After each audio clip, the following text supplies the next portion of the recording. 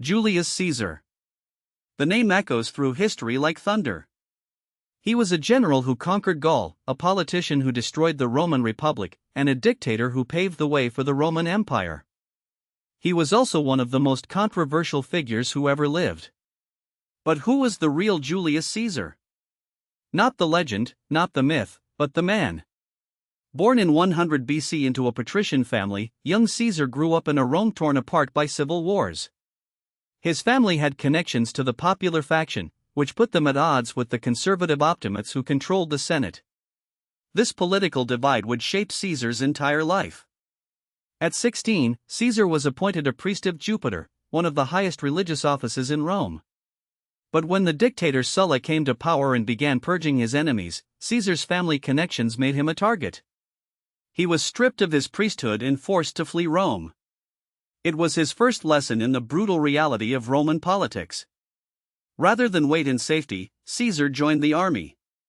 He served in Asia Minor and Cilicia, where he won the Civic Crown, one of Rome's highest military honors, for saving a fellow soldier's life in battle. He was only 20 years old. When Sulla finally died, Caesar returned to Rome and began his political career. He was a natural orator and quickly gained a following. But he was also deeply in debt. The cost of Roman politics was enormous, and Caesar borrowed heavily to fund his campaigns. His creditors were getting nervous. Then came the moment that changed everything. In 60 BC, Caesar formed an alliance with two of Rome's most powerful men, Pompey the Great and Marcus Crassus. This was the First Triumvirate, and it gave Caesar everything he needed. Pompey provided military prestige, Crassus provided money, and Caesar provided political skill. As consul in 59 BC, Caesar pushed through laws that benefited his allies and secured for himself the governorship of Gaul. It was the opportunity he had been waiting for.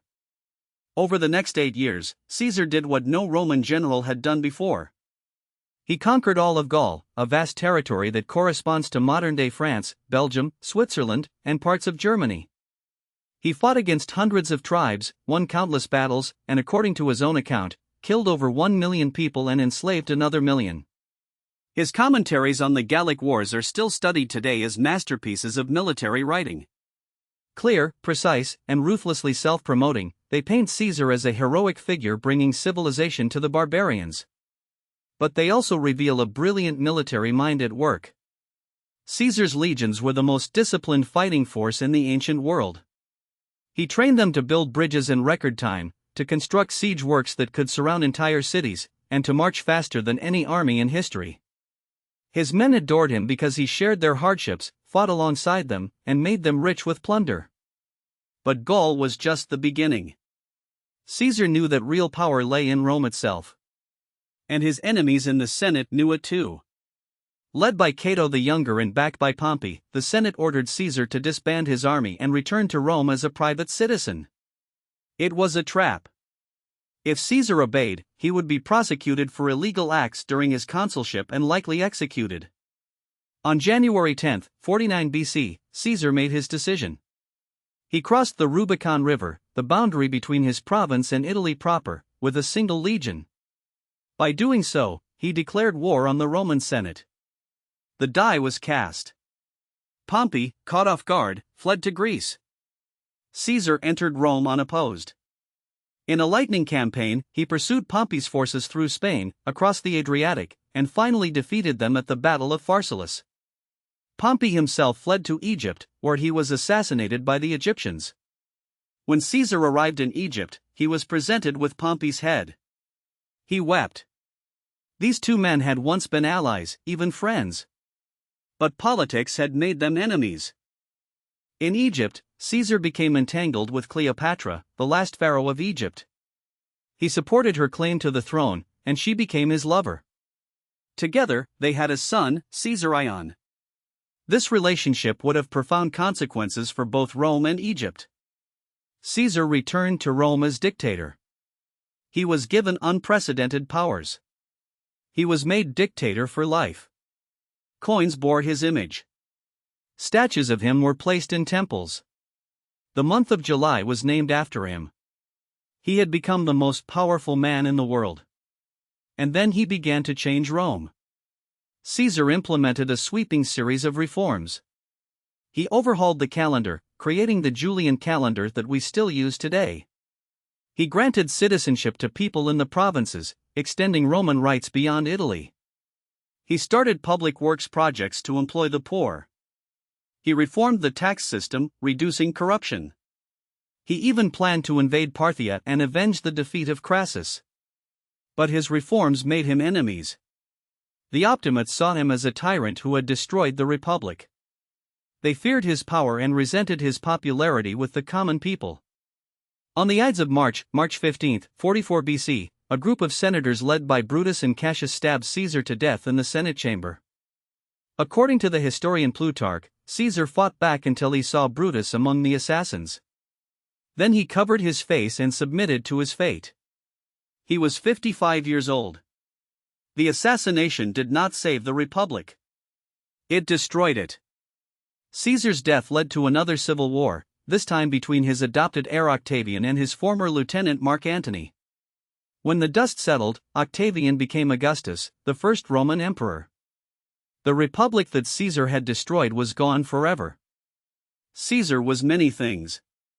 A brilliant general. A master politician. A gifted writer. A ruthless conqueror. A reformer. A dictator. A lover. A father. A man who lived by his own rules and died for them. His legacy is complicated. He destroyed the Roman Republic, but the empire that replaced it brought 2 centuries of peace and prosperity. He conquered Gaul through brutal warfare, but he also extended Roman citizenship to non-Italians. He concentrated power in his own hands, but he used that power to help the poor. History remembers Caesar as a tyrant and a visionary, a destroyer and a builder. Perhaps the truth is that he was simply a man who understood that the old system was broken and was not afraid to build something new. His name became the title for rulers for 2,000 years. Caesar. Kaiser. Tsar.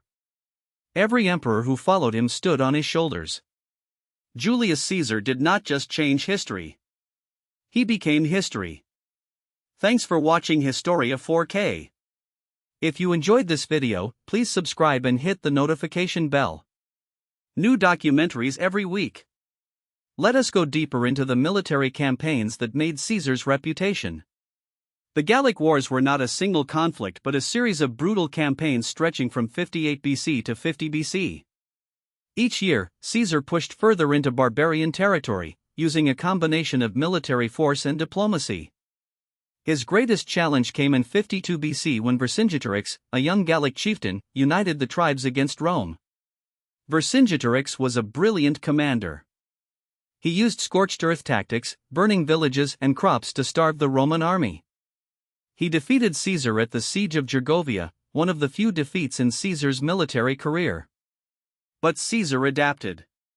He pursued Vercingetorix to the fortress of Alesia and built an extraordinary double ring of fortifications, one facing inward to besiege the city, one facing outward to defend against Gallic relief forces.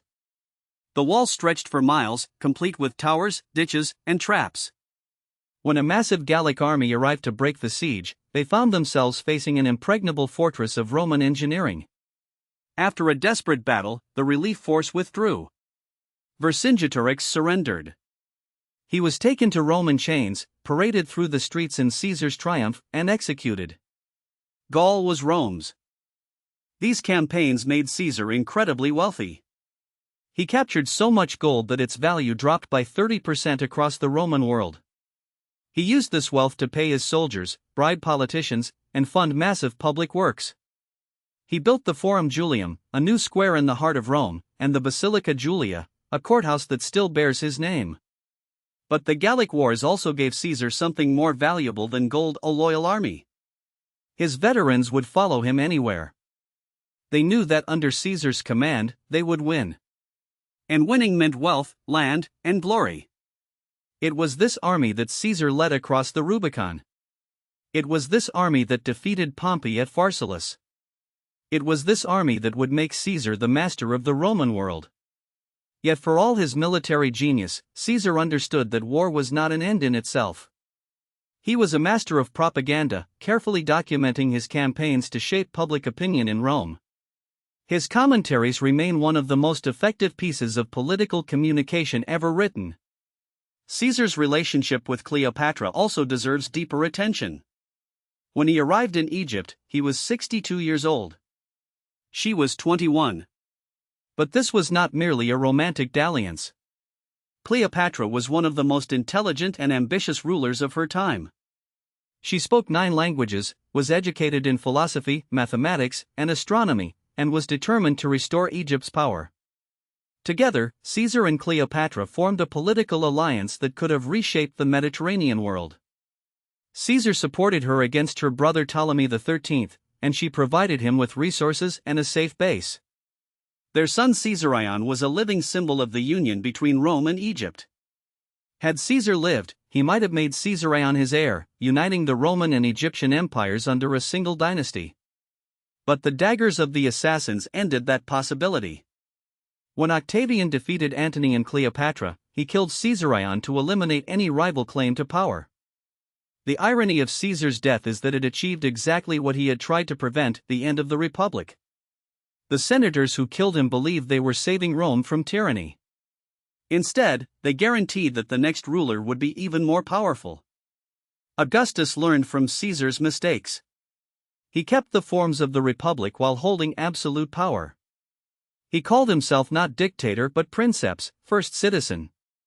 He ruled for 40 years and died peacefully in his bed. Caesar's life is a reminder that history is not made by impersonal forces alone. Individuals matter. The decisions of a single person can change the course of civilization. Julius Caesar was such a person. He saw a world that was broken and tried to fix it. Whether he succeeded or failed depends on how you measure success. He died at the hands of his enemies, but his name lives on forever. 2,000 years later, we still argue about Julius Caesar. Was he a hero or a villain? A savior or a tyrant?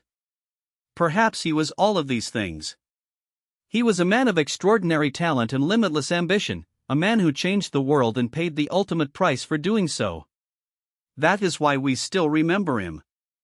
That is why his story still matters. Thanks for watching Historia 4K. If you enjoyed this video, please subscribe and hit the notification bell.